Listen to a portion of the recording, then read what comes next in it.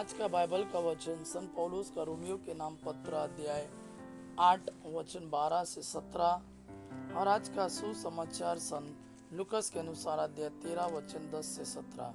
संत पौलुस का रोमियो के नाम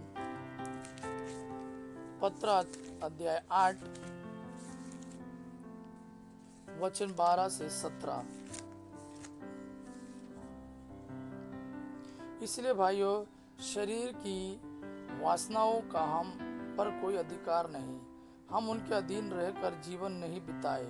यदि आप शरीर की वासनाओं के अधीन रहकर जीवन बिताएंगे तो अवश्य मर जाएंगे, लेकिन यदि आप आत्मा की प्रेरणा से शरीर की वासनाओं का दमन करेंगे तो आपको जीवन प्राप्त होगा।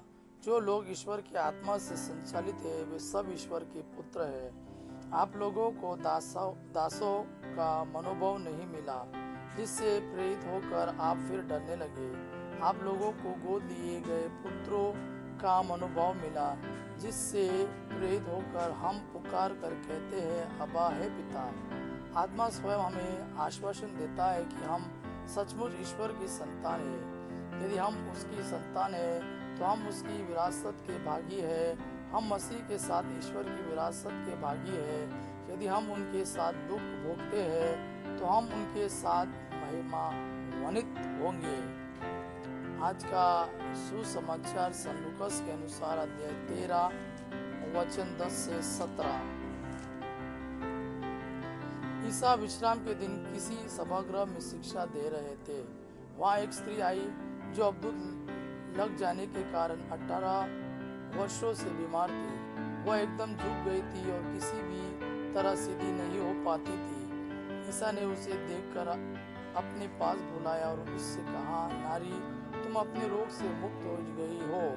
और उन्होंने उस पर हाथ रख दिए। उसी क्षण वह सीधी हो गई और ईश्वर की स्तुति करती रही। सभागृह का अधिकारी चिढ़ गया क्योंकि ईसा ने विश्राम के दिन उस स्त्री को चंगा किया था।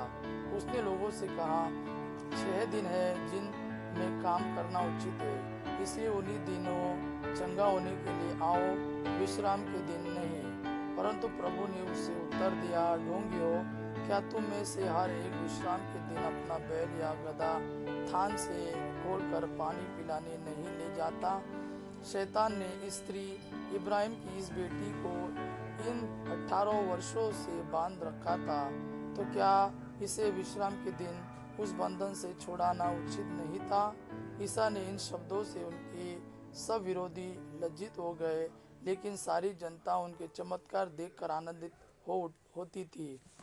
यह प्रभु का वाणी है।